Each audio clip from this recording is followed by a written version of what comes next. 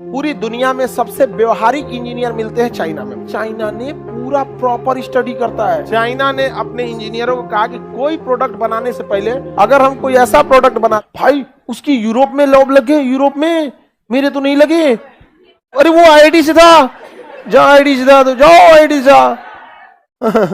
नहीं देखते हैं। दोस्तों, आप भली भांति जानते होंगे कि चाइना आज के समय में टेक्नोलॉजी के मामले में सबसे आगे हो गया है। यह अपनी टेक्नोलॉजी से लोगों के दिलों में जगह बना लेते हैं। यही कारण है कि चाइना नाम सुनते ही हमारे मन में उसकी टेक्नोलॉजी का ख्याल आने लगता है, जिसका भारत जैसे देश में खूब इस्तेमाल किया जाता है। इसके सक्सेस टेक्नोलॉजी के पीछे क्या राज है, जानेंगे खान सर से। हर सुपर पावर की अपनी एक कहानी होती है। चीन की भी एक अपनी अनोखी कहानी है। अमेरिका को पछाड़कर चीन दुनिया की सबसे बड़ी शक्ति बनने की राह पर है। इस शक्ति की सबसे बड़ी वजह है उसकी मजबूत होती अर्थव्यवस्था। आखिर चीन की अर्थव्यवस्था इतनी मजबूत कैसे बनी? वो कौन सी वजह है जिसने सिर्फ 40 सालों में ही चीन को दुनिया का सुपर पावर बना दिया? इस रेस में भारत कहाँ है? क्या भारत भी अगले 25 सालों में सुपर पावर बन सकता है?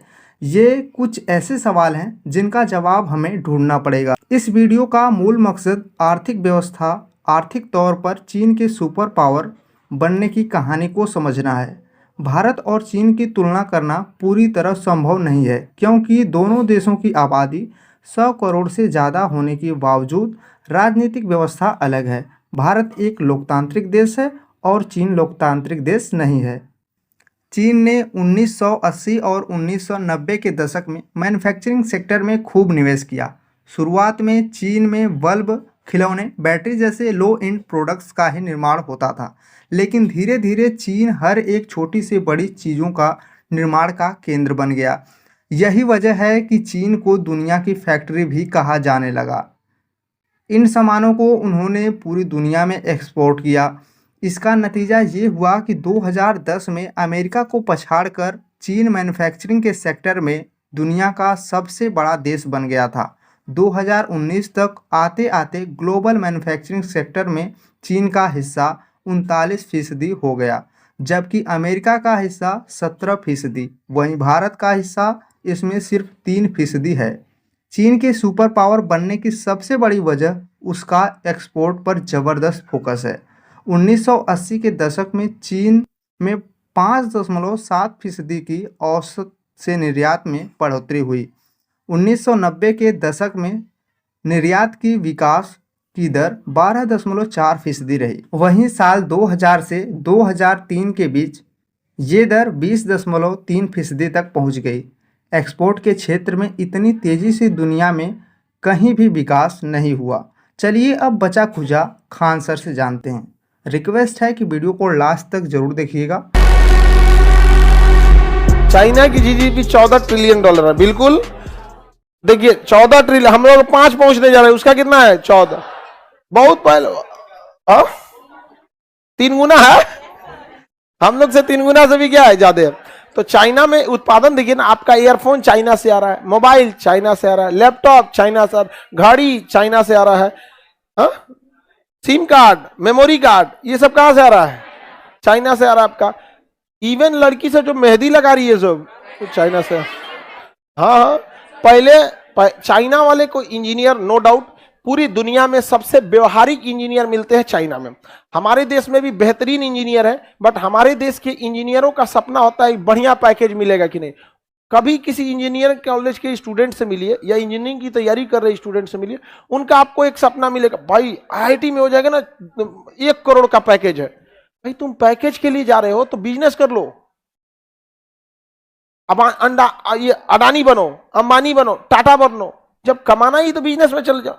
इनोवेशन, प्रोडक्ट उतना ध्यान नहीं है। चाइना ने पूरा प्रॉपर स्टडी करता है। चाइना उसने देखा कि भारत की महिलाओं को मेहंदी बहुत पसंद है और एक से एक डिजाइन पसंद है और काफी खर्च आता है। तो उसने क्या किया पता है? चाइनीज और उत्तल अखियन वाले को तो भेजेगा नहीं, जाओ बनाओ। तो उसने कहा दिमाग लगाओ। तो उसने क्या किया ना, सांचा बना दिया, इसे स्टिकर, समझ में गया? हाथों पे, समझ में? जैसे कैसे ग्लव्स पहनते हैं, वो ग्लव्स टाइप का है, चिपका लीजिए, और उसमें खांचा बना हुआ है, गैप है, जो डिजाइन का लीजिए, ऐसे मेहंदी लीजिए कांच के एकदम पर सटाक दे, हो गया, लाल हो गया। आज चाइनीज मेहंदी इतना लाल कर देता है जिसका कोई हद नहीं, यहाँ पे एकदम चटकार कर देता है। यहाँ पे सोचिए, हमारे देश का वो है नहीं, हमारी भाषा जानता नहीं है, बट कितना वो लोग डेडिकेटेड है कस्टमर के हिसाब से। उसे पता है कि भारत के लोग को मेहंदी के अलग अलग डिजाइन पसंद है, और लाल पसंद है, वो भी जल्दी सूखने वाला, और ना तो सस्ता भी चाहिए। जाके वहां बनवैला पे कितना लगता है? 500। ये भाई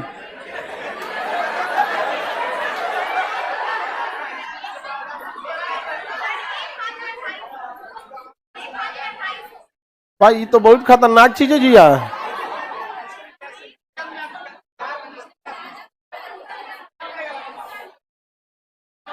हम लोग मेहंदी लगाएंगे तो करिया में करिया ढक जाएगा। नहीं, मेहंदियों कहेगा कि कहा ले आके हमरा रोक दिलो रे यहाँ में।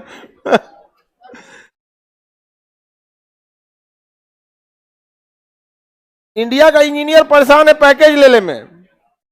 इंडिया का इंजीनियर किसमें परेशान है? पैकेज लेने में। चाइना का हम आपको बताते हैं, जैसे देखिएगा, एक नॉर्मल चार्जर लाओ तो जी, ये भी चाइनीज है। ये चाइनीज है। चाइना में एक ये चार्जर है। कई बार ऐसा होता है ना कि जब हमारे घर में जो बोर्ड होता है, वो बोर्ड हम लोग ऐसे लगाते हैं तो कभी नीचे साइज का होता है, कई बोर्ड नीचे होते हैं, थोड़ा सा हाइट में नीचे होते हैं। तो उसमें क्या होता है, अगर उसमें चार्जर लगाइएगा, बगल में सोफा लगाइएगा ना, तो ढक जाएगा, या जगह नहीं होता इतना निकलने का। तो वहां 360 मूवेबल चार्जर होता है। चार्जर इसे रख दीजिए, बीचों में से क्या कर जाएगा? मूव कर जाएगा। 2 पार्ट में होता है, ये मूव कर सकता है ऊपर नीचे जिधर के हिसाब से। हमारे यहाँ के इंजीनियर लोग पैकेज लेला में परेशान है लोग। उसने देखा प्रोडक्शन बढ़ाना जरूरी होता है, जीडीपी बढ़ाना बहुत जरूरी होता है। उसने देखा कि भारत के आदमी को टॉर्च बहुत पसंद है। क्या है? टॉर्च। क्योंकि भारत में बिजली व्यवस्था अभी भी गांव में उतनी अच्छी नहीं है, 24 घंटे नहीं है लाइट है भी, तो गांव में खेत खलिहान में तो बिजली की लाइट थोड़ी हो, तो टॉर्च लेके ही जाना पड़ता है किसी को भी अगर गांव में जाना है तो। उसने देखा कि भारत के लोग के टॉर्च ज्यादा चाहिए, और यहाँ के लोग पैसा बचाना बहुत चाहते हैं, तो वो लोग ना सेल बार बार खरीद के नहीं लगाना चाहते हैं, उसको चाहिए चार्जिंग वाला। तो उसने कहा कि देखो, भाड़ में गया बैटरी वाला चार्जर टॉर्च, उससे मतलब नहीं। हमारे यहाँ के इंजीनियर, टॉर्च जल रहा है ना, लगाओ 4 को चार्ज, ऐसे ऐठो तो जलेगा, ढीला करो तो खुल जाएगा। अरे यार इंजीनियर, तुम समझो, 6 महीना बाद ऐठ ढीला करके घिस जाएगा वो, अब वो ढीला हो जाएगा, ठक ठक ठक ठक पीटो इसे।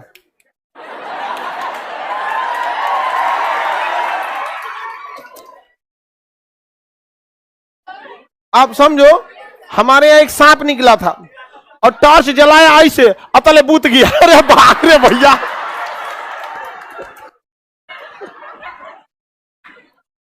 मतलब तहलका मच गया वहां पे। हम लोग लाठी उठी लेके तैयार थे, और मार दे तो एकदम यहाँ पे, अरे अतले बूत आ गया। आदमी ना जान बचा के भागा। चाइना ने अपने इंजीनियरों को कहा कि कोई प्रोडक्ट बनाने से पहले हमको उसके 10 कमियां बताओ। वहां कोई प्रोडक्ट बनाइएगा ना, कोई प्रोडक्ट, तो पहले वो कहेगा 10 कमी बताओ, इसमें से खोज के लाओ 10 कमी क्या है, जो एग्जिस्टिंग चीजें हैं उसमें 10 क्या क्या कमियां हैं, खोज के लाओ। ऐसे नहीं कि हम भी टार्च बनाएंगे। उसने कहा कि भारत में एगो ये समस्या है, ना तो एगो ढकनमा ऐसे ऊपरे जाम हो जाता था, तो दाब के घींचे नहीं आ रहा, निकल हो, दाब गए, नाखूने फट गई हो नहीं तो ऊपरे दम ले जाता था। तो और दूसरा कि भारत के आदमी बैटरी नहीं खरीदना चाहता। उसने रिसर्च किया और टॉर्च बनाना चालू किया। वो चार्जिंग से टॉर्च चलता था, और उसने देखा कि भारत के लोग ऐसे चीज को प्रोडक्ट पसंद करते हैं जो सस्ता हो और मल्टीपल काम आ सके। हमारे यहाँ का आदमी एक चप्पल खरीदता है तो 2 इंच बॉल खरीदता है कि 2 साल चलते। नहीं समझाएगा? अब बरसात में कपार ले छीटा मार।